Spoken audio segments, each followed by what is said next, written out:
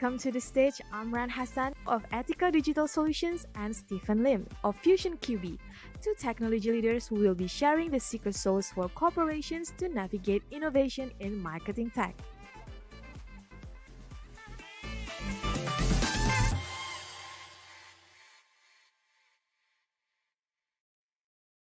Hi, good morning. My name is Amran. I'm the CEO of Ethica Digital Solutions.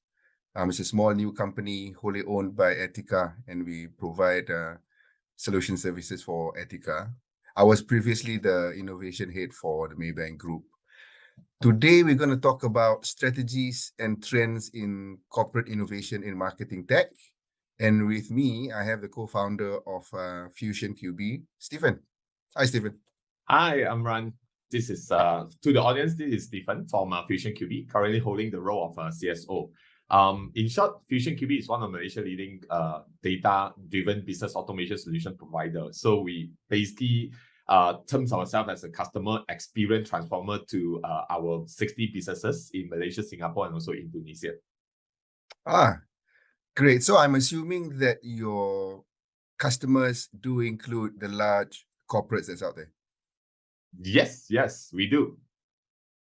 So based on your experiences, then can you share with us today what are some of the challenges that those large corporates are facing when it comes to trying to innovate, especially in the marketing tech space?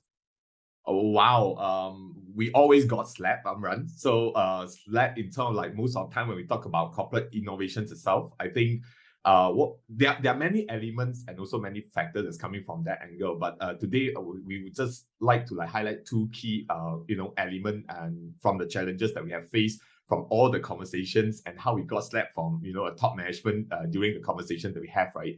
So I think I would actually tag leader as one of the key challenges that we have, the leader mindset that we have.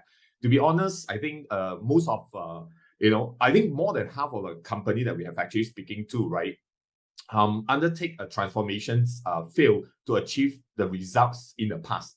So when we go in again and speak with them, I think the leader has weighted in a way that to the current or the past failure or success that they have currently.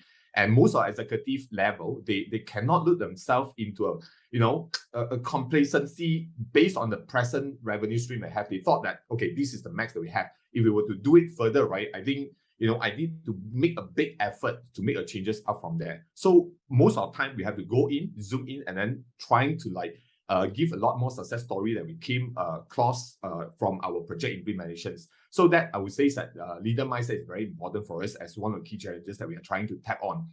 Secondly, I think I would say that metrics of measurement. I think that's very important, right?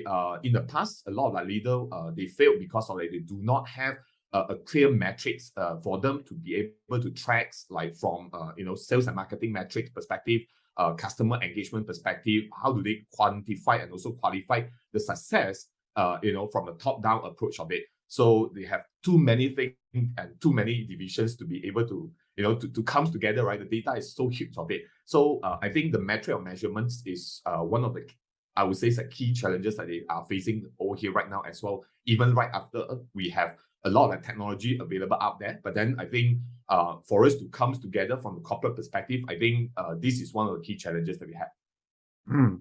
So coming back to your first challenge and in an organization, if you had a dream customer, now beyond the CEO himself, let's say the CEO is fully bought in, who do you think in that organization should be your partner to drive such innovation? I think that's the very tricky questions. Well, it depends the organization structure they have, right? So of course, if they have the CIO, I would believe that CIO has actually done the necessaries thought and also the planning and also some of the what we call innovations in terms of the sales and marketing channels and how do they bring in more revenue stream and all that stuff, right? So it really depends on the project initiative they have, innovations initiative they have. Usually from our experience, we will have to conduct 2 workshops, first with the higher management and trying to find out the objective and also the goal that they have in mind. And then the second workshop, we have to come sit and then speak to their stakeholders. maybe whatever information that we got from the top management, it might not be reflective at the executive level of it. So usually we have to like conduct these 2 workshops for us to be able to like, compile and also to accumulate the goal and objectives that trying to achieve. I would say that to answer to your question, I think it would be like, respective like stakeholder, right, relevance to the initiative that they have in mind. So just for clarity, when you say CIO, is that the Chief Innovation Officer or Chief Information Officer? Innovations Officer. Okay. There's so many CIOs going around. So I totally agree with you that for a large organization, when I was back in Maybank, obviously there are plenty of leaders within that organization, and rightfully so. And sometimes the challenge is to have an initiative that cuts across all the various organizations, especially coming from the outside like yourself. Who do you even speak to, right? And each of these leaders will be championing just their own department or their own division, and nothing kind of cuts across, right? So that would be a challenge. But that's the theory. Can you share one of your actual innovation experiences with one of your customers, and how well or bad and lessons that we can learn from that? Yeah, I think for the benefit of the audience that we have today, I think we probably will be coming in from the perspective of like how do we keep track of marketing cost reduction and also efficiency of it, right? And especially a lot of like corporate right now, they really like scream and say, advertisement marketing is getting more and more expensive because not only offline channel they have to cover, but then it's also like online channel they have to like comes together as well. So I'm sure that a lot of like I would say is that marketing teams, they already start collecting like data. But what we are trying to do over here is that, to be frank, it's not enough that just collecting data. I think the most important part is that how do you model the results, from the metric or measurement that we just share about it, right? I think it's very important. So on our side, throughout the pandemic period, I think one of the notable projects experience that we came across is, one of the Dare to Try initiative to a retail industry. So, retail industry, shopping mall cannot be open during pandemics, right? So how do they start? I mean, like, how do they continue the revenues that they used to have, right? So the customer engagement is not there, the customer purchase spending and all that stuff is not here. So what we came across is that to innovate the way that how we engage with the customer by sharing with them that there is another online channels that they can actually come in and then do their shopping and continue spending from there. So I would say that this Dare to Try initiative has actually changed the business focuses that we have and we used to have as well. So FusionQB used to just focusing on sales automation and also lead automation. But throughout this pandemic, with this Dare to Try initiative, it works together with the corporate innovation team. Then we, define a new category of solutions called customer data platform. I think the challenges that we came across is that, customer engagement actually stopped from there. And it actually dropped less than 10% during the discussion of this innovation of it.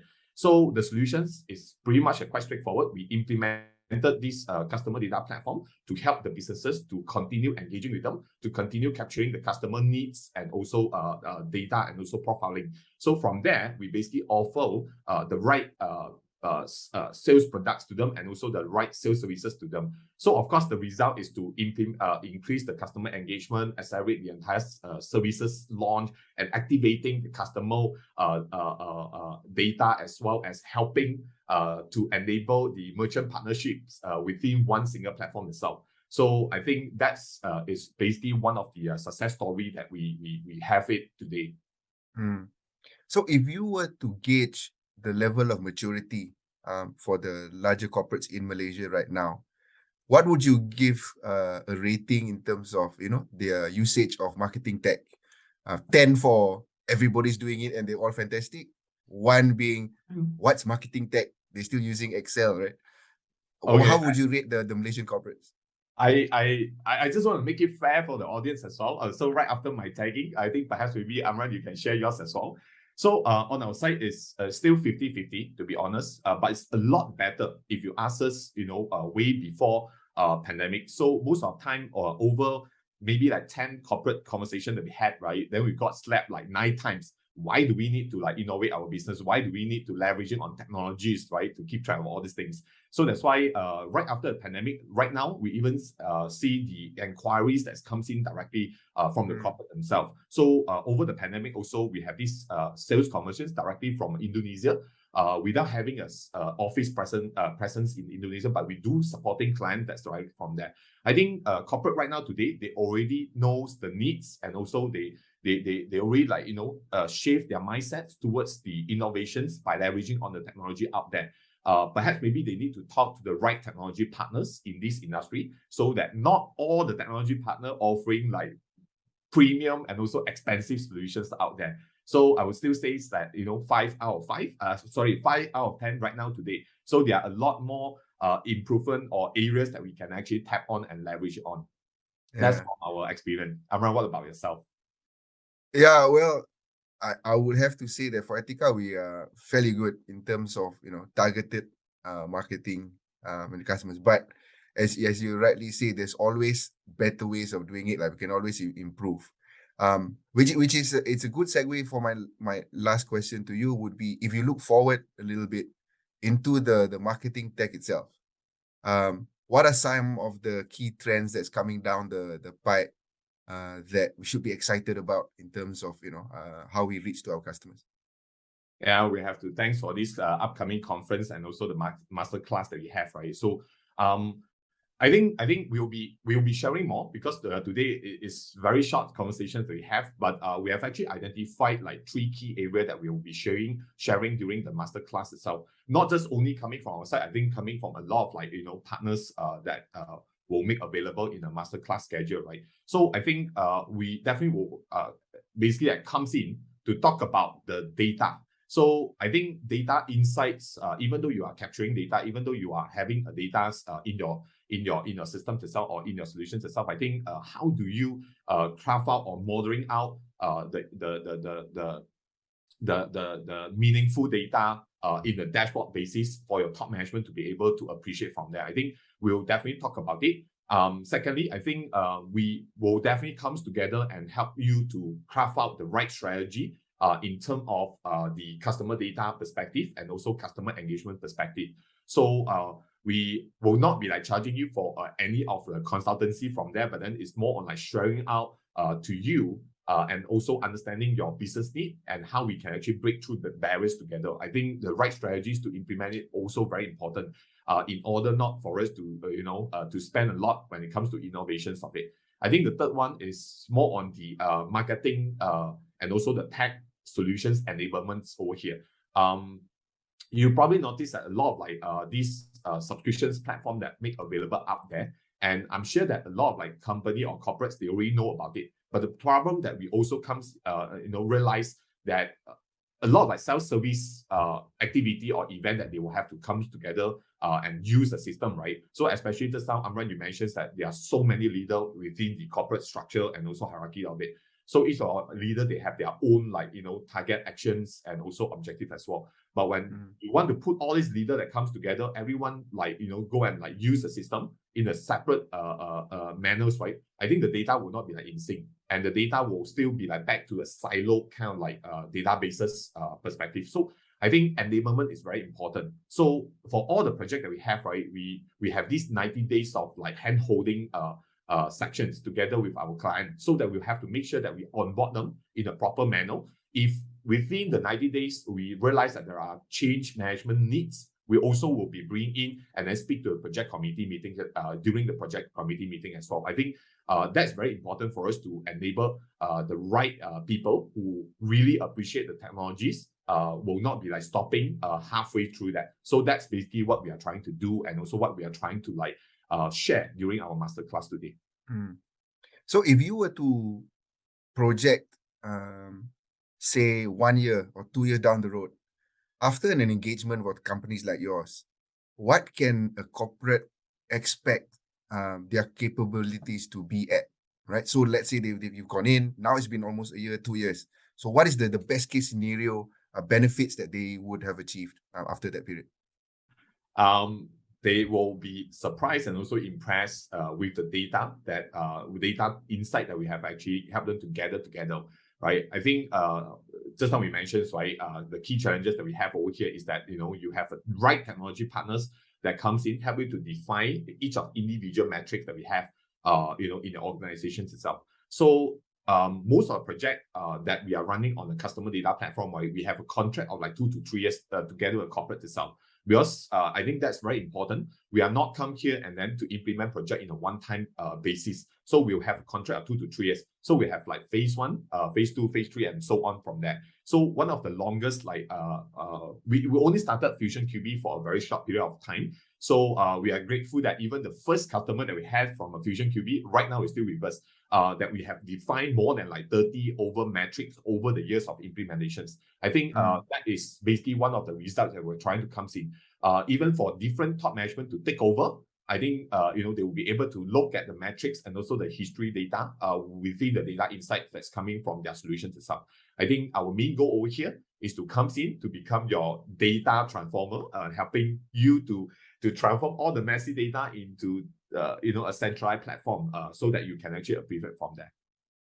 Yeah, and hopefully the business gets the 5x, 10x revenue increase after that. Yes, that's true.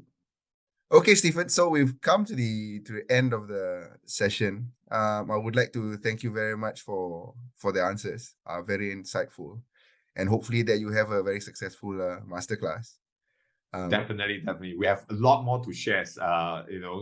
Case studies, some of the useful metrics for you to kickstart your journey from the corporate innovation perspective. I think, just come and join us in the masterclass, everyone. Thanks, Amran, for hosting us as well. Yeah, you're welcome. Good speaking to you. Yep. Okay. Thank you. Bye, everybody.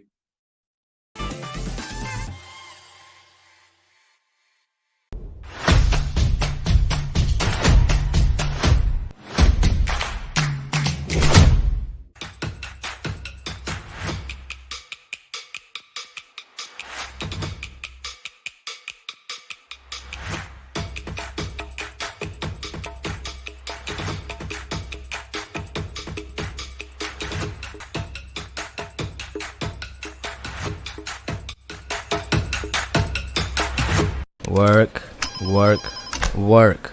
Boring. Work.